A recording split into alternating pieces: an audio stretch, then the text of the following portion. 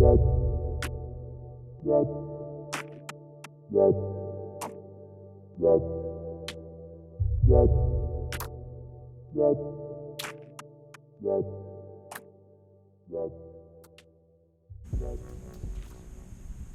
lead stay.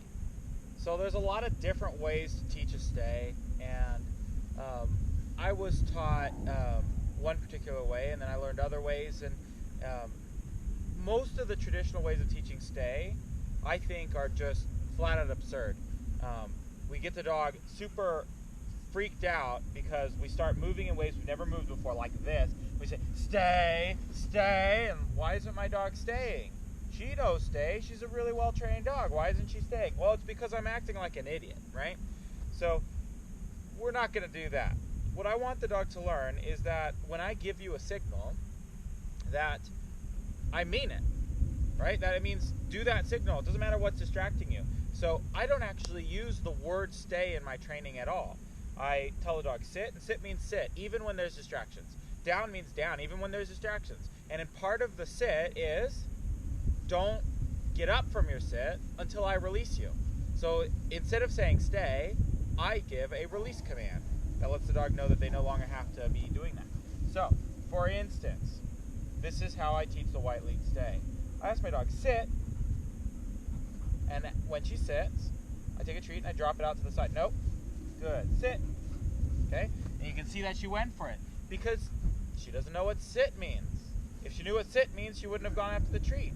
So I just used no, which we learned already, and I used leash pressure. I wouldn't call it a leash correction because all I did was not let her get to it. I didn't jerk her. I didn't pull her away from the treat. All I did was let her hit the line on her own. I also used a mild body block, which is a step between her and the treat. So we'll do that again. I'll repeat the command. Sit. Yes. Good dog. Very simple. Now, yes is a release command. Yes means she can get up from the sit, which she did. If you have a very powerful dog, or if you're a very weak person, then I would recommend not holding the leash. Tie them out to a post so that you don't have to fight with the dog if they try to get up. And so I'll do it again. Sit.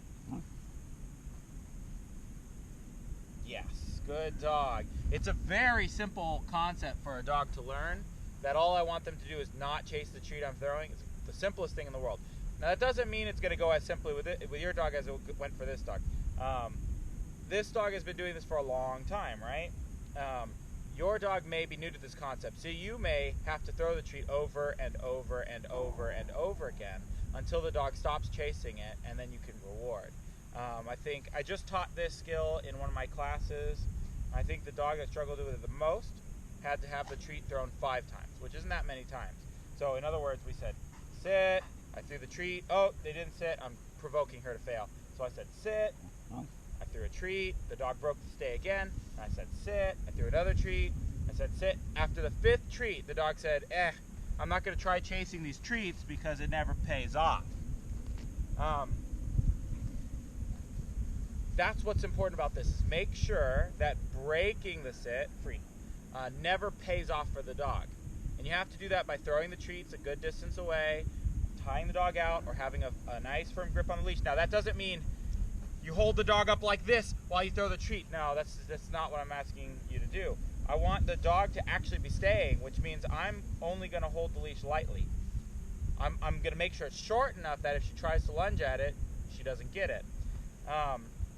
So be prepared. Think through it, right? You might practice it once or twice without a dog or with a friend so that you can practice body blocking, saying no at the right time, things like that. Not overdoing it, not doing like, no!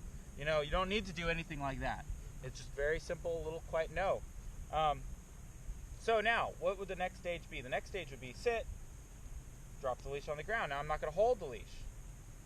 Yes, good dog, right? Now also, I've always thrown the treat towards the camera because I'm performing for the camera, but that means that I've never thrown this side.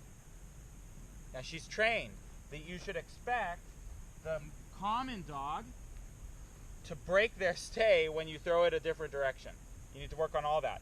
What's the next stage? Well, let's take it one step further. Sit. I'm going to try to throw it between my dog's paws. Okay? and see if she won't take it, right? Okay, no.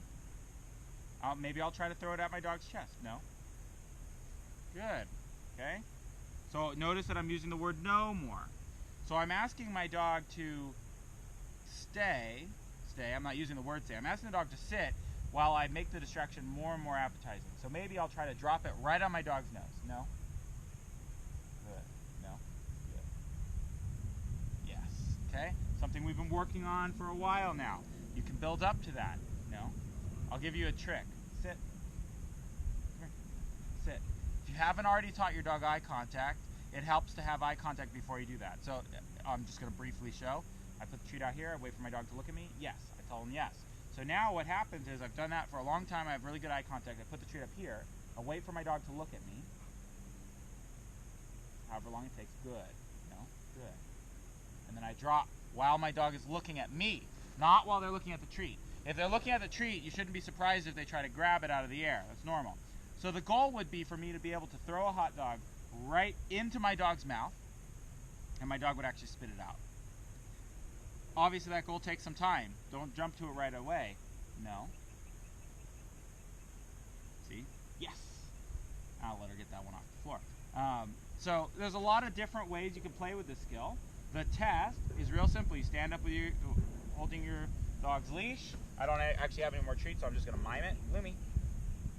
So you have the dog, Lumi, sit. You ask them to sit. Sit. You take a treat. You throw it. If the dog gets out of there, sit, you fail. It's a real simple test. It's what I consider one of the most basic stay. It just means don't be distracted, right? I don't worry about distance. I don't worry about distraction, because that's the stay you need for most pet dogs. That's the stay we're going to be using for the manners test. It's the stay we're going to be using for the send out, the go. So yeah, really work on this skill, and think about the what levels of distraction. So for instance, I would like my dog to sit and stay in the presence of squirrels running around. Well, if my dog can't stay when I throw a treat, how can I expect them to stay when they see a squirrel? So I need to make a list of all the distractions from their kibble to a squirrel, and I'm going to start with kibble. So I'm just going to throw kibble. Can my dog stay when a kibble moves? Okay, if they can do that, can they stay when I throw a high value treat? Okay, if they can do that, can they stay when I throw a toy? Can they stay when another dog walks by? Can they stay when another person walks by? Can they stay when a dog runs up to them? I wouldn't practice that if you don't know what you're doing. Can they stay while a person walks up? That's the greeting or the manners test. Can they stay when I throw a stuffed animal, or when someone throws a stuffed animal that the dog might think is a squirrel, right? And I would do all of that and make sure it's perfect before I ever tried to ask my dog to stay near a squirrel. But that gives you a plan how to progress to being able to have a dog that can stay around squirrels, right? So yeah, good luck. Let me know if you have any questions, and check out Patreon if you're interested in taking lessons with me in person or over the internet. Yes.